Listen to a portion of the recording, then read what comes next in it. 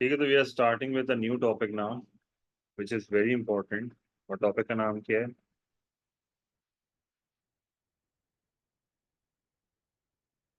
Market structures. ठीक है, अब मार्केट स्ट्रक्चर्स होते क्या है, पहले तो इस चीज को समझो। देखो,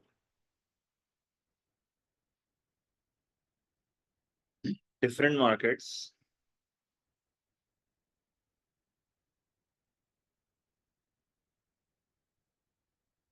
different markets have different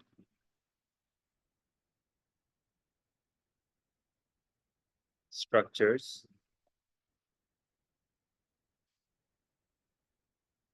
Say different markets have different structures based on, अब देखो based on तो बहुत चीजें हैं, पर मैं एक दो चीजें यहाँ लिख रहा हूँ कि जैसे एक बहुत इंपॉर्टेंट चीज होती है कि यार नंबर, मतलब मैं कह सकता हूँ number and size of firms. तो ये तो डिफरेंट मार्केट स्ट्रक्चर्स होते हैं। हर मार्केट स्ट्रक्चर में number and size of firms different होता है। नेचर ऑफ प्रोडक्ट्स, तो ये nature of products of firms in the market. तो ये nature of products of firms in the market. अब इसका क्या मतलब है? देखो, मार्केट स्ट्रक्चर एक ऐसा टॉपिक है जिसमें हम ये पढ़ेंगे कि there are different markets and their structure is based on the number and the size of the firms and the nature of the nature of the products of firms in the market। मतलब जो firms हैं, what types of products are they dealing in। वैसे तो और भी बहुत चीजें होती है जिस पे ये बेस्ड ऑन होता है, बट ये सबसे हाईलाइटिंग चीज है जिस पे ये बेस्ड होता है। सही है। तो एक मार्केट आपकी जो होती है ना, उसको हम कहते हैं परफेक्ट मार्केट। सही है। एक मार्केट, जिस मार्केट की अभी मैं आपसे बात करने लगा हूँ, उसको कहते हैं परफेक्ट मार्केट।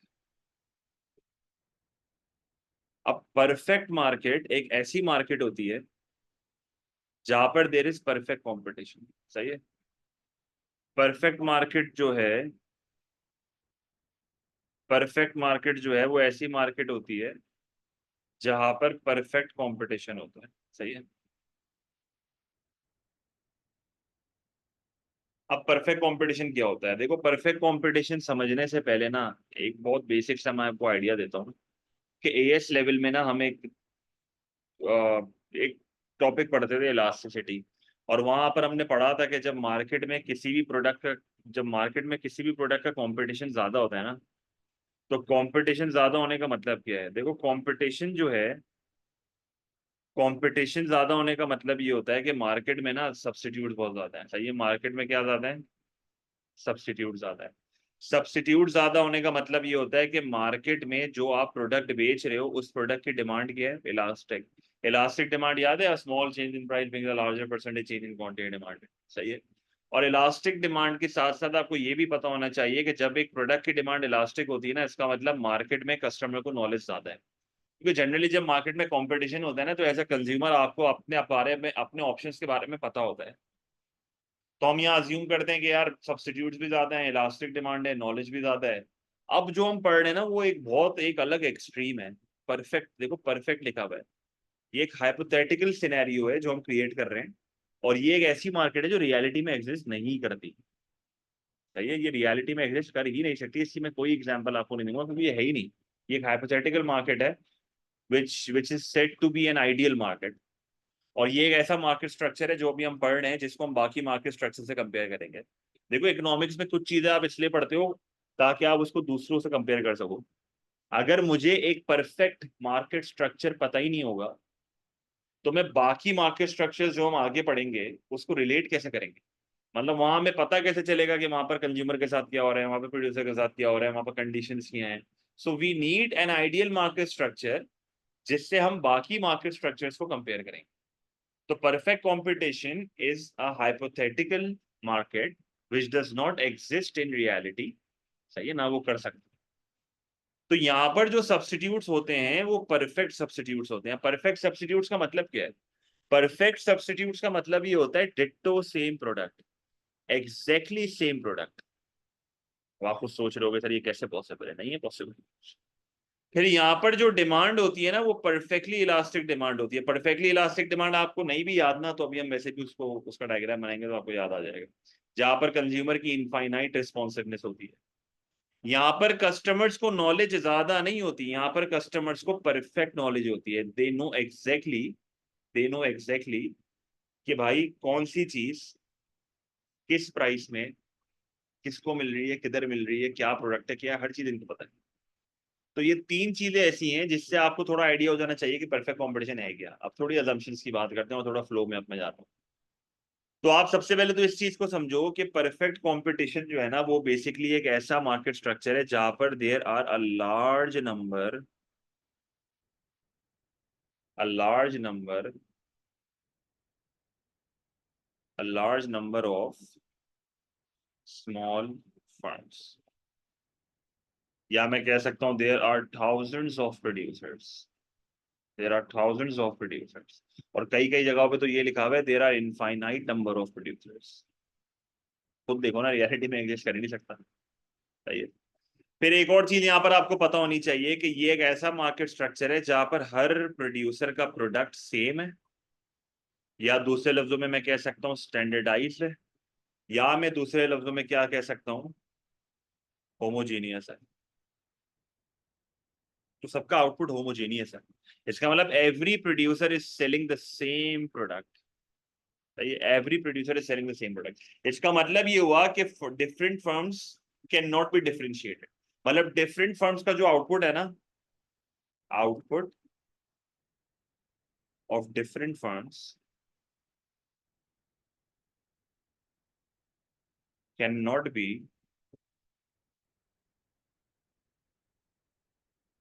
डिफरेंशिएटेड। फिर एक और चीज यहाँ पर आपको पता होनी चाहिए कि भाई ये एक ऐसा मार्केट स्ट्रक्चर है जहां पर हर प्रोड्यूसर की प्राइस सेम होती है। Know producer can change price. आप अपनी मर्जी से अपने प्रोडक्ट की प्राइस को चेंज नहीं कर सकते। You will have to charge a price जो बाकी चार्ज कर रहे हैं। अगर सबकी प्राइस सेम है, सबका प्रोडक्ट सेम है, इनफाइनाइट नंबर ऑफ प्रोड्यूसर्स है, तो इसका मतलब ये हुआ कि हर प्रोड्यूसर के पास मार्केट का स्मॉलेस्ट शेयर है। Every producer has the smallest share of the market. और इसी वजह से हम ये कहते हैं कि यहाँ पर कोई भी प्रोड्यूसर बादशाह बनने की नहीं सोच रहा होता।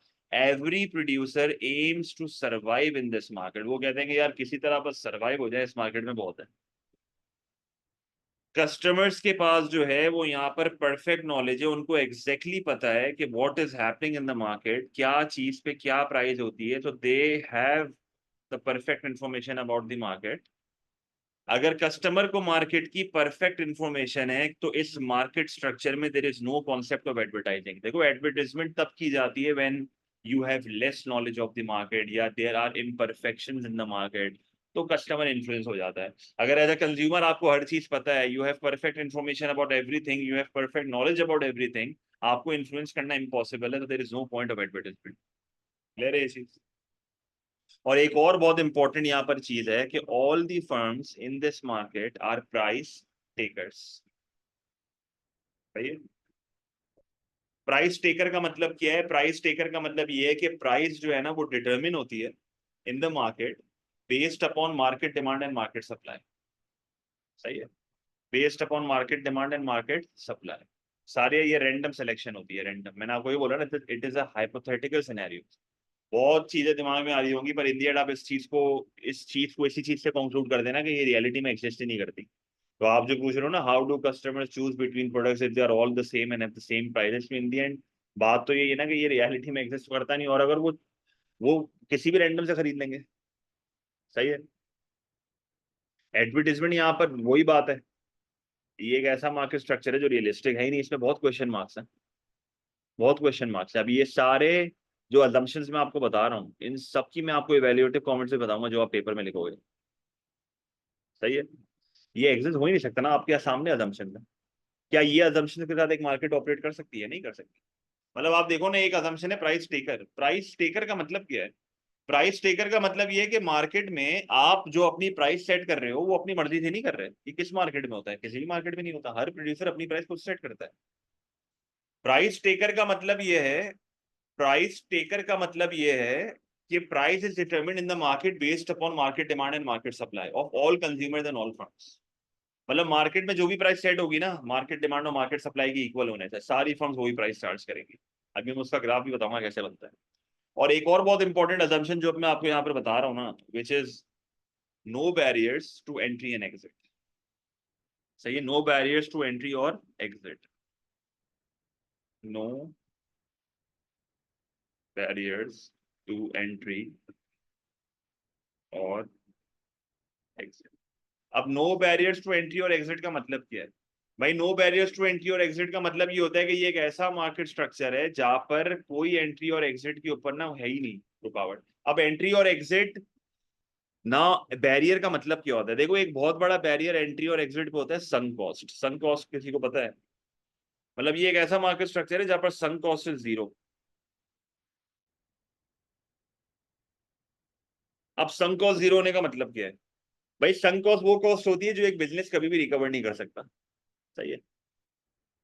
तो संक कॉस्ट जीरो होने का मतलब ये है कि मार्केट जैसे अगर मुझे एक बिजनेस खोलना है, काफी कॉस्ट ऐसी होती है जो आप कभी भी रिकवर नहीं कर सकते। जैसे मिसाल के तौर पे आपने रिसर्च करी, सही है, आपने ना बिजनेस खोलने के लिए रिसर्च करी, या आपने बिजनेस खोलने के लिए गवर्नमेंट को फीस दी, सही है, तो वो सारी कॉस्ट ऐसी कॉस्ट है जो कभी भी रिकवर नहीं हो सकती।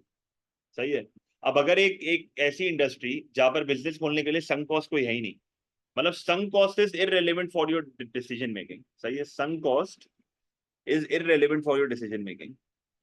रिसर्च, जैसे रिसर्च एंड डेवलपमेंट की कॉस्ट हो गई, रिसर्च एंड डेवलपमेंट की कॉस्ट हो गई, ये क्या है? ये संक कॉस्ट है। ये एक ऐसी कॉस्ट है, तुमने रिसर्च करी, तुम्हारी रिसर्च फेल भी हो गई तो तुम क्या कर लोगे? पैसा वापस कहाँ से आएगा? नहीं आएगा। सही है। आपकी जो मार्केटिंग कैंपेन्स है वो आपकी संक कॉस्ट है। एक बिजनेस से $50,000 स्पेंड कर दिए मार्केटिंग कॉस्ट में, ये कभी भी रिकवर थोड़ी हो सकती है। सही है। एक बिजनेस जो है, जैसे एडवर्टीजमेंट तो है ही नहीं ना यहाँ पे, तो संक कॉस्ट तो है ही नहीं। सही है। आपने जो है वो गवर्नमेंट से लाइसेंस खरीदा, वो भी एक ऐसी कॉस्ट है जो कि संक कॉस्ट है। तो अगर कोई रुकावट ही नहीं है, अगर कोई रुकावट ही नहीं है तो इसका मतलब कोई भी आएगा, कोई भी चले। अच्छा, बाहर मुल्कों में अगर आपको बिजनेस बंद करना है ना, तो बिजनेस बंद करने के ऊपर भी एक फाइन होता है जो कि आपको गवर्नमेंट को देना है। बिजनेस बंद करने की भी एक फीस है जो आपको गवर्नमेंट को देनी है, वो भी सम कॉस्ट है। तो एग्जिट भी मुश्किल है, एंट्री भी मुश्किल है। अब ये एक ऐसा मार्केट स्ट्रक्चर है जहां पर there are no barriers to entry और एग्जिट। मुझे बताओ, सब अगर मुझे एयरलाइन खोलनी है, सबसे बड़ा बैरियर क्या है? मुझे एक एयरलाइन खोलनी है बेटे, इन्वेस्टमेंट अप्रेजल में और इन्वेस्टमेंट अप्रेजल और कॉस्टिंग में संक कॉस्ट को आप काउंट ही नहीं करते। This is an irrelevant cost. जो बच्चे अकाउंटिंग वर्ड है उनको ये पता होना चाहिए कि संक कॉस्ट एक ऐसी कॉस्ट है which is irrelevant in your decision making. You don't do appraisal using in sunk cost because you know that this cost is not recoverable. Airline खोलने का सबसे बड़ा बैरियर उसकी संक, उसकी वो है, कैपिटल है, the capital required to open the business, या गवर्नमेंट के लाइसेंसेस। ये सारी चीजें जो है ना, वो इतना बड़ा बैरियर है कि इनिशियल पैसा ही इतना बड़ा होता है कि बंदे एयरलाइन खोल ही नहीं सकते, जिसको अगर खोलना भी है तो पॉइंट इज, परफेक्ट कंपटीशन ये कहता है कि मार्केट्स ऐसी होनी चाहिए जिसमें संक कॉस्ट जीरो, कोई भी आए कोई भी जाए। इन दी एंड ना, इन सारी चीजों में फायदा कंज्यूमर का ही होना है, पर नुकसान भी होते हैं, फायदे भी होते हैं। अब मैं अगर आपको इसकी इवेल्युएटिव कमेंट्स थोड़े बताऊं, तो इवेल्युएटिव कमेंट्स क्या होंगे जरा गौर से सुनना। अगर मैं एक 20 मार्क का आंसर लिखता हूँ परफेक्ट कंपटीशन के ऊपर, और उस 20 मार्क के आंसर में जो है ना, मैंने मैंने जो है वो अपने आंसर के स्टार्ट में अजम्पशंस लिख दी। अब उन अजम्पशंस को मैं अपोज कैसे करूंगा, अब जरा गौर से सुनना। मैं इवेल्युएशन आपको साथ ही बता रहा हूँ। सही है। मैंने सबसे पहले एक बात करी, आइडेंटिकल प्रोडक्ट्स होते हैं। क्या होते हैं रियलिटी में? क्या रियलिटी में होते हैं? नहीं होते। तो आप क्या बोलोगे? रियलिटी में प्रोडक्ट डिफरेंशिएशन होती है। हर प्रोड्यूसर का प्रोडक्ट किसी ना किसी तरीके से अलग होता है। सही है। अच्छा भाई, एक और अजम्पशन हमने यहाँ पर ली कि there are infinite number of producers, या यहाँ पर there are thousands of producers, या इतने प्रोड्यूसर्स हैं जो गिनती में भी नहीं आ रहे। This is simply not possible. सही है। फिर यहाँ पर एक और अजम्पशन हमने यहाँ पर ली कि भाई कस्टमर्स को मार्केट के बारे में परफेक्ट नॉलेज है। सही है। परफेक्ट नॉलेज नहीं होती रियलिटी में। Customers have asymmetric information. Asymmetric information पता है किसी को? What is asymmetric information? Asymmetric information का मतलब ये होता है where the seller has more information than the buyer. This is asymmetric information. मतलब दो लोग जो आपस में ट्रेड कर रहे हैं उनकी नॉलेज में बहुत फर्क है। जैसे मिसाल के तौर पे मैकेनिक के साथ बहुत कॉमन होता है ये, आप मैकेनिक के पास करवाने क्या जाओगे, मैकेनिक आपको पट्टियां पढ़ा के क्या क्या करवा देगा। देखो जो सेलर होता है ना उसको हमेशा बायर से ज्यादा पता है। आप करवाने कुछ गए हो, आप क्या क्या करवा के आ गए मैकेनिक के थ्रू। या मिसाल के तौर पे आप किसी से गाड़ी खरीद रहे हो, अब गाड़ी बेचने वाले को अपनी गाड़ी के बारे में ज्यादा पता है ना कि उसके जो कि खरीदने वाला है। सही है। अच्छा अगर आप मुझे ये कहते हो ना कि सर मैं गाड़ी खरीदने जा रहा हूँ और मैं मैकेनिक साथ लेके जा रहा हूँ, या मैं गाड़ी की पूरी इंस्पेक्शन करा रहा हूँ, उसके बावजूद भी देयर आर चांसेस कि सेलर को कोई गाड़ी के बारे में ऐसी चीज पता है जो इंस्पेक्शन से भी नहीं पता चल सकती। तो परफेक्ट नॉलेज का होना रियलिटी में is impossible. There is asymmetric information in reality, there is no perfect knowledge. सही है। या इम्परफेक्ट नॉलेज आप बोल सकते हो।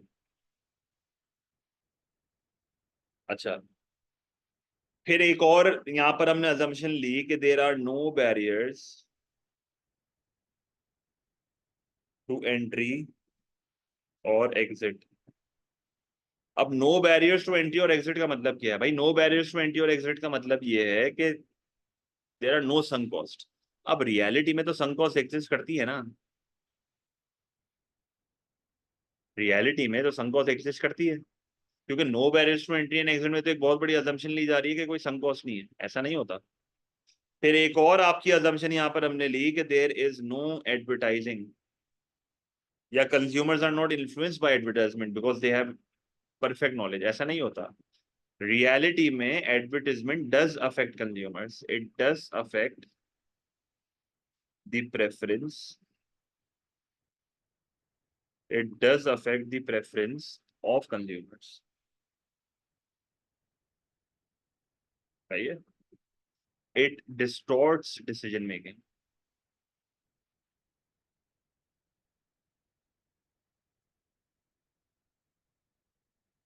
फिर ये बात है।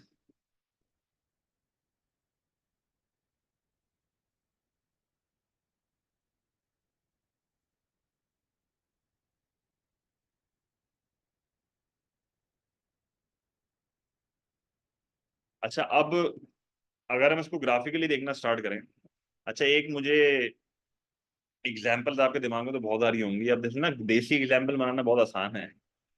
मैं जैसे कराची में एक मार्केट है उर्दू बाजार, उसको मैं कह सकता हूँ ये मिसाल है इसकी, मिसाल के तौर पे। या बहुत ऐसे प्रोडक्ट्स हैं जहाँ पर ये अप्लाई हो सकता है, पर इंडिया ग्लोबली अगर हम देखा जाए तो ऐसी कोई मार्केट रियलिटी में एग्जिस्ट करती नहीं है। तो बेहतर यही है कि आप सिंपल ही रखो चीजों को तो बेहतर है। वैसे मैं दे तो सकता हूँ पर इंडियन कंफ्यूजन होती है, फायदा नहीं है। ये प्राइस, जैसे माइन ने एक एग्जांपल दी वो भी रेलिवेंट है, पर मैं नहीं बोलना चाह रहा। प्राइस क्वांटिटी, आपने एक हॉरिजॉन्टल डिमांड कर्व बनाया, सही है। अब मैंने हॉरिजॉन्टल डिमांड कर्व क्यों बनाया है, कोई बता सकता है ये बात? मैंने हॉरिजॉन्टल डिमांड कर्व क्यों बनाया है?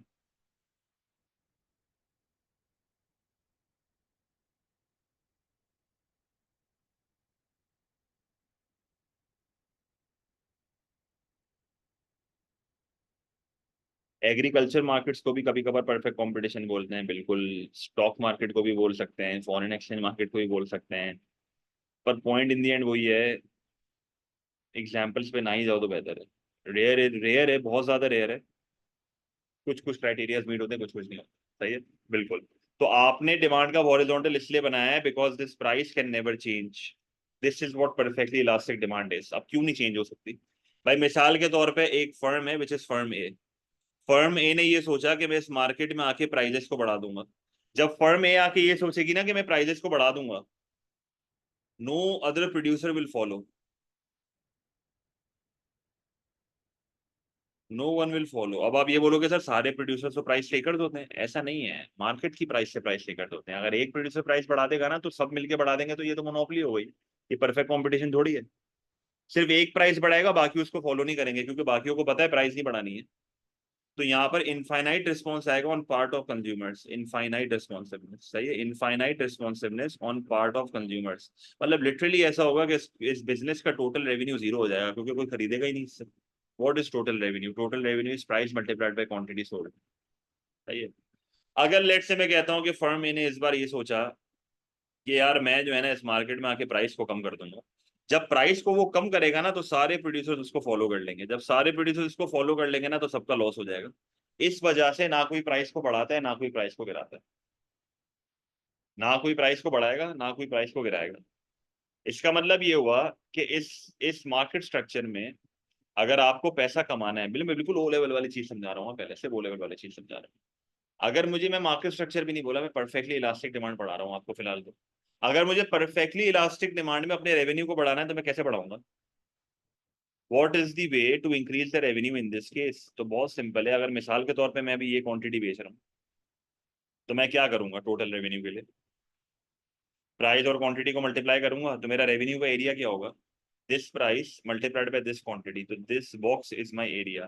तो मैं क्या लिखूंगा? O P A and Q. जैसे मिसाल के तौर पे price is $1 and quantity is 100, तो मेरा जो रेवेन्यू होगा ना वो करंटली कितना होगा? $100। अगर मिसाल के तौर पे मैंने अपनी क्वांटिटी सोल्ड को किसी तरह बढ़ा दिया, अगर मैंने अपनी क्वांटिटी सोल्ड को किसी तरह बढ़ा दिया और क्वांटिटी को मैंने 200 कर दिया, तो एक बात तो क्लियर है कि अगर मुझे अपना न्यू रेवेन्यू कैलकुलेट करना है तो मैं P1 को, सॉरी, मैं P को Q1 से मल्टीप्लाई करूंगा और मेरा एरिया होगा OPBQ1, और मेरा जो नया रेवेन्यू होगा ना वो क्या होगा? $200। तो if you simply increase your quantity, देखो अब इस चीज को आप समझो यहाँ पर हो क्या रहा है। आप इस मार्केट स्ट्रक्चर में अपनी प्राइजेस को तो अनचेंज ही रखोगे क्योंकि आप कुछ कर नहीं सकते। What you can do is you can increase your quantity demanded by 10%, for example. Your total revenue will increase by 10%. तो जितना चेंज आपकी क्वांटिटी में आ रहा है उतना ही चेंज आपके रेवेन्यू में आएगा। तो price and quantity have a positive relationship over है।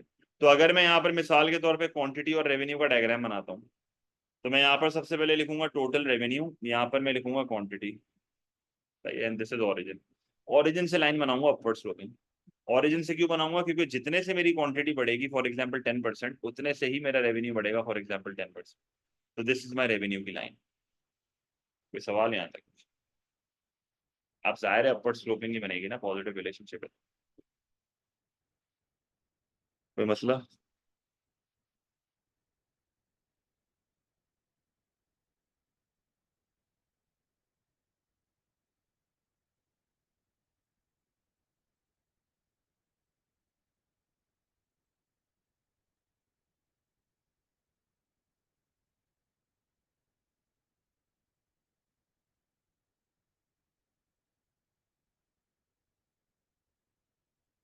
सेकंड डायग्राम में बेसिकली ये हो रहा है कि मेरी प्राइस पी है, मेरी क्वांटिटी क्यू है, सही है। तो मैंने पी और क्यू को जब मल्टीप्लाई करा ना तो बेसिकली मैं इस प्राइस को इस क्वांटिटी से मल्टीप्लाई कर रहा हूँ।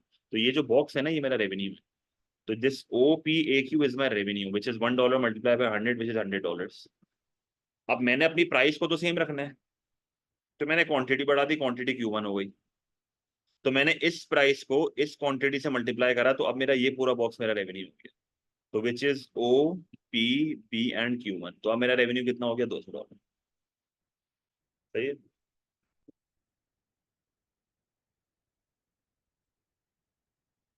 प्रोड्यूसर अपनी क्वांटिटी सोल्ड को बढ़ाएगा ना। अब अपनी क्वांटिटी सोल्ड को वो कैसे बढ़ाएगा? भाई क्वांटिटी सोल्ड को कैसे बढ़ा सकता है? अब नॉर्मली ना बच्चे यहाँ पर कहते हैं कि सर अपने प्रोडक्ट की एडवर्टाइजमेंट कर दो, यहाँ पर नहीं हो सकती। फिर स्टूडेंट कहता है कि सर अपने प्रोडक्ट की प्राइस को कम कर दो, यहाँ पर नहीं हो सकती। फिर एक स्टूडेंट कहता है कि सर आप अपने प्रोडक्ट की क्वालिटी को बढ़ा दो, यहाँ पर ये भी नहीं हो सकता। तो ये तीन चीजें जो एक नॉर्मल बिजनेस करता है वो तो हम कर ही नहीं सकते। यहाँ पर मेरे पास सिर्फ एक तरीका, और वो तरीका क्या है? वो तरीका बहुत सिंपल है कि मैं सिंपली क्या करूंगा, मैं जो है वो सिंपली, या तो मेरी लोकेशन अच्छी होनी चाहिए या तो मैं सर्विस अच्छी दे दूं। क्योंकि लोकेशन और सर्विस दो ऐसी चीजें जिसके थ्रू तुम अपने क्वांटिटी सोल्ड को बढ़ा सकते हो। क्योंकि लोगों का माइंडसेट यही होता है कि अगर मैं किसी मार्केट में जा रहा हूँ ना तो बाहर वाली दुकान से खरीद सकता हूँ, कन्वीनियंट है, अंदर वाली दुकान इनकन्वीनियंट है। सही है। फिर आप ये भी कह सकते हो अगर एक बंदा सर्विस अच्छी दे रहा है तो उसकी रिपीट सेल्स होती हैं, तो ये भी एक बेनिफिट है। तो लोकेशन और सर्विस वाली बात आप कर सकते हो। क्लियर है ये बात?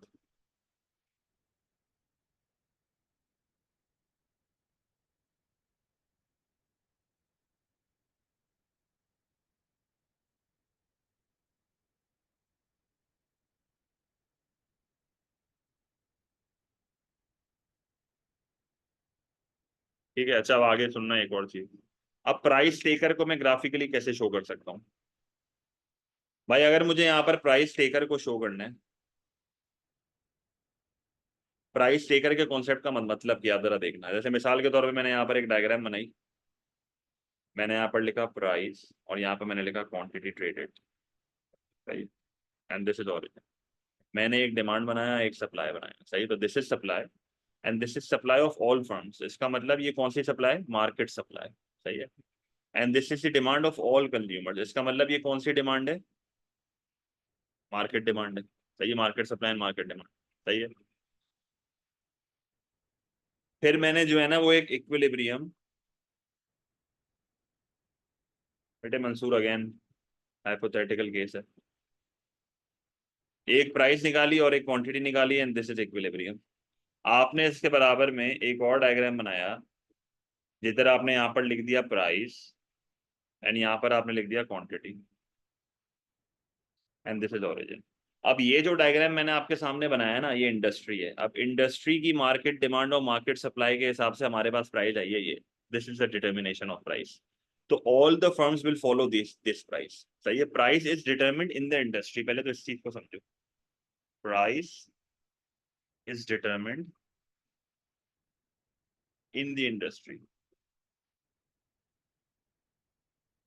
सही है। Now all the firms will follow this price,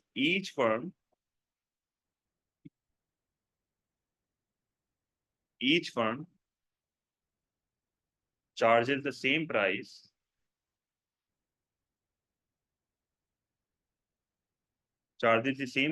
for all units।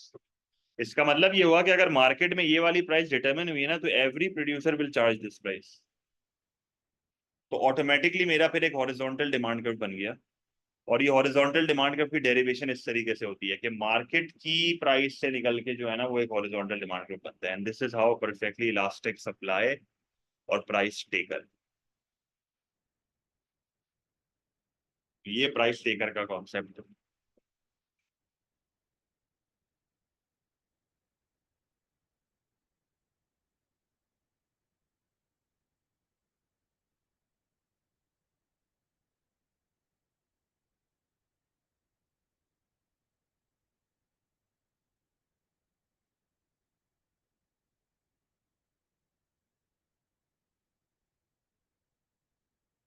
तो सवाल यहाँ तक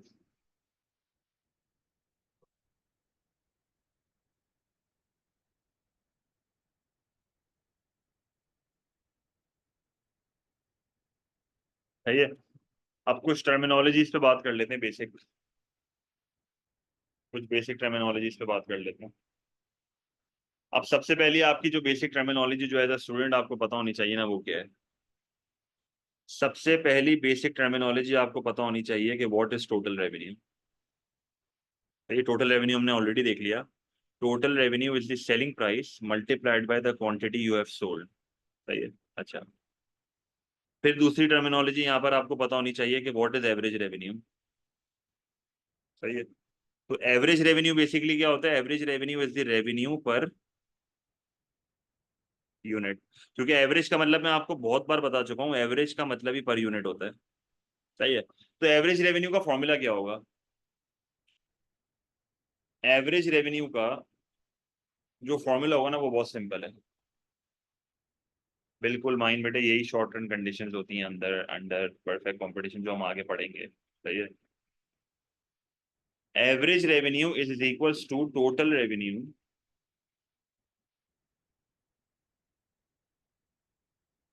डिवाइडेड बाय क्वांटिटी, सही है।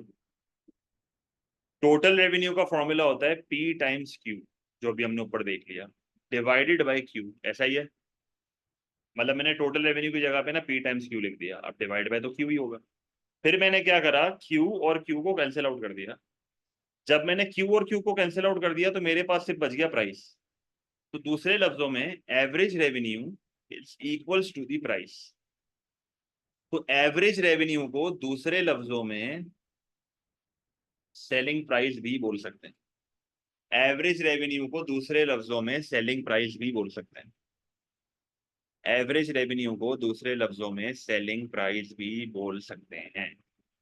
फिर एक और टर्मिनोलॉजी यहाँ पर आपकी आती है, उस टर्मिनोलॉजी को यहाँ पर हम कहते हैं marginal revenue. Marginal revenue is basically MR. Marginal revenue is the additional revenue which you gain. सही है. Marginal revenue क्या है? Marginal revenue is the additional revenue जो आपको मिलता है जब आप एक additional unit को बेचते हो. सही है. अब यहाँ पर बच्चे नॉर्मली कंफ्यूज होते हैं मार्जिनल रेवेन्यू और एवरेज रेवेन्यू. तो marginal revenue is basically the change in total revenue divided by change in quantity. मिसाल भाई फॉर एग्जांपल एक बिजनेस है जो 100 यूनिट्स बेचता है. एग्जांपल दे रहा हूँ. सही है. एक बिजनेस है जो 100 यूनिट्स बेचता है और 100 यूनिट्स वो बेचता है $100 पे. सही है. तो उसका रेवेन्यू $100 है. उसने जब एक और यूनिट एक्स्ट्रा भेजा ना तो 101 यूनिट का जो उसका रेवेन्यू है वो $105 है. तो what is the additional revenue here? तो मार्जिनल रेवेन्यू यहाँ पर कितना है? $5. इसका मतलब ये हुआ कि जब मेरा रेवेन्यू $100 था तो मैं यूनिट्स बेच रहा था कितने? 100. पर जब मेरा रेवेन्यू $105 हो गया तो अब मैं कितने यूनिट्स बेच रहा हूँ? 101. तो अगर मैं change in total revenue divided by change in units निकालता हूँ तो मेरे पास जो आंसर आएगा वो $5 ही आएगा. ऐसा ही है. मेरे पास जो आंसर आएगा वो $5 ही आएगा. अब यहाँ पर एक स्टूडेंट ये सोचेगा कि सर यार एवरेज रेवेन्यू और मार्जिनल रेवेन्यू तो सेम नहीं हो गया. तो परफेक्ट कंपटीशन में हमेशा एक चीज याद रखना. परफेक्ट कंपटीशन में, जो कि मैं आगे आपको नेक्स्ट क्लास में टेबल के साथ प्रूफ भी करूंगा, परफेक्ट कंपटीशन में average revenue is equals to the marginal revenue. And the reason for this is very simple. Because हर यूनिट जो आप बेच रहे हो उसकी प्राइस सेम. अगर हर यूनिट जो आप बेच रहे हो उसकी प्राइस ही सेम है then your additional revenue will be equals to the selling price or your average revenue, because every extra unit you are selling you are charging the same price for it. तो average revenue, marginal revenue, price, ये सारी चीजें आपस में same होती हैं. तो मैं क्या बोल सकता हूँ? P is equals to AR which is equals to MR.